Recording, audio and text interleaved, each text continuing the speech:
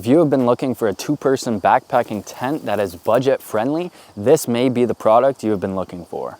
It brings a ton of value. It has so many things that other expensive backpacks have. Now this is the Backpacker two-person tent from Mountainware. Let's look at everything that it has to offer. It has 2 doors on each side so you don't have to climb over your sleeping partner, and it also has 2 vestibules so then you could store your packs on each side of the tent as well.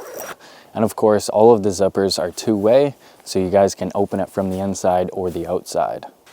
On the Rainfly, it has storm flaps over top of the zippers and Velcro locks just in case a storm hits. It also has a bug net and a removable Rainfly so you could sleep under the stars or take shelter from the wind and rain when needed. The Rainfly has 2 small openings to let out the fresh air and the carbon monoxide outside. Additionally to that, it has a built-in floor and it has 4 internal pockets to store all your valuables right by your head. It has 4 perfectly placed tie-down spots for the head box and the feet box just to ensure that the tarp doesn't fly off during a storm. And finally, it also comes with 22 aluminum tent stakes. Now on the tub floor, it also has taped seams in case of any water leakage. Moving forward, we're going to be checking out the specs of this tent. Now the outer material is 210T polyester ripstop with aluminum coating. The Rainfly has been tested to be water resistant up to 200 millimeters of water and fully taped seams. Now the head of this tent is 30 inches and the widest the tent gets is 55 inches at the waist level, and at the feet it narrows down to 23 inches. Total weight of the pack is 4.1 pounds or 1.9 kilograms. So now let's set up the tent. First, we're going to assemble the aluminum poles that fold out. Next is rolling out the main component of the tent, which is the tub floor and the bug net. Once we have done that, we can then assemble the tent by putting each of the 2 poles in their color-coded spots.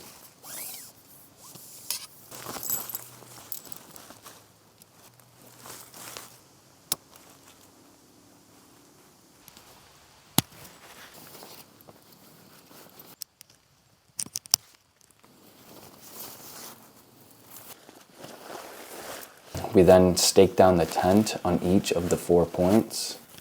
My favorite part of this tent is the double layered bug net doors, which keep a ton of heat when zipped up, and if you would like, you could unzip them for a better breeze, but still be protected from the bugs. If it's a warm night, you can sleep under the stars without having any bugs bothering you, or you can add the Rainfly on top to take shelter from any unforeseen weather.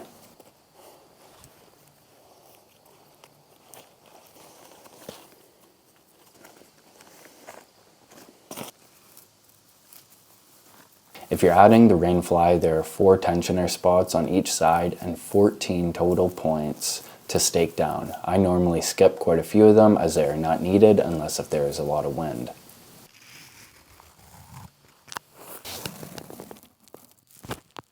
So let's take a look at the inside of this tarp. I had taken off the Rainfly just to give you guys a better representation of how it looks. If you want an additional breeze, you could also roll up each of the doors to open the tent up fully.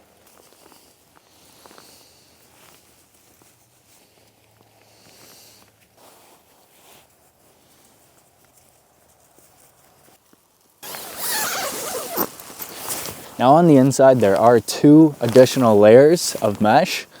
One to keep out the bugs and the other to keep you insulated. If it's too hot of a night, just keep the one zipped up. If it gets colder, just zip the second one up. It's really surprising just how much heat the additional bug net layer brings. So for reference, guys, I'm 6 foot, not 5'11 and a half. People keep on commenting that, but I'm not 5'11 and a half for sure. But having my head fully at the back, I have it about an extra 6 inches, but my head is just touching.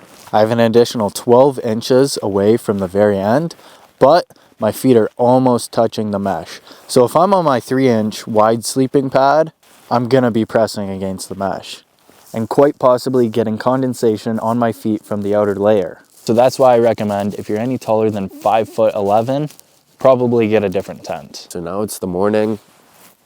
Slept in this overnight. How did it hold up? 0 water. It snowed a good amount last night. You guys can see that there is some, but other than that, on the inside, no water other than from whatever snow I brought in with my shoes. Now let's get into the cons of this product. Because this is a double-walled tent, all the condensation was on the outer layer. Now, one thing that did bother me, the condensation sticks on the inside of these outside walls, right? And if you have a much thicker sleeping pad, you're gonna be closer to the top wall, eventually pushing this screen into the outer layer. And from that, you're gonna be getting all the condensation from the outer layers on your feet and getting your sleeping bag wet. So me personally, I would have liked the foot end of the tent to be raised up just about 2 more inches. First thing to notice is on the packaging, and it says it's ultra lightweight. Meanwhile, it is 4 pounds, which can be really misleading to new people thinking they're getting ultralight gear. Which in my personal opinion, 4 pounds just isn't ultra lightweight. It is more of a lightweight tent, but definitely not ultralight. Now during my use of this product, a big issue for me is the floor space. I would only be able to fit 1 wide sleeping pad and half of a regular sleeping pad, which makes it really uncomfortable and crammed inside of this 2-person tent.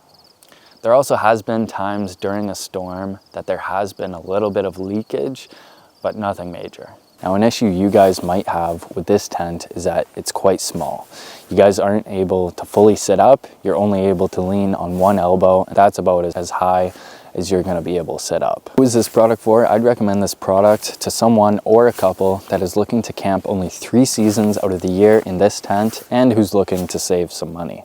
I personally bought this tent just to be much more low-key about the area that I'm sleeping in. I'm not a fan of big bulky tents that are lime green where everyone can see you. I just like a dark tent that I can hide out relatively anywhere. It's waterproof and fairly lightweight, especially if you split the load between another person, and it's quite versatile in any conditions other than winter. You're able to completely remove the rain fly, that way if it's a super hot night, you get the nice breeze from the wind, or if it's a much more windy or stormy night, you can keep the rain fly on top of it. But hopefully you guys enjoyed this video. If you're looking to find a more efficient way to cut wood for your shelter and build fires, I'd recommend this video right here. It's definitely one of the best products that I know of at the moment. But until next time, guys, I'll see you in the next one.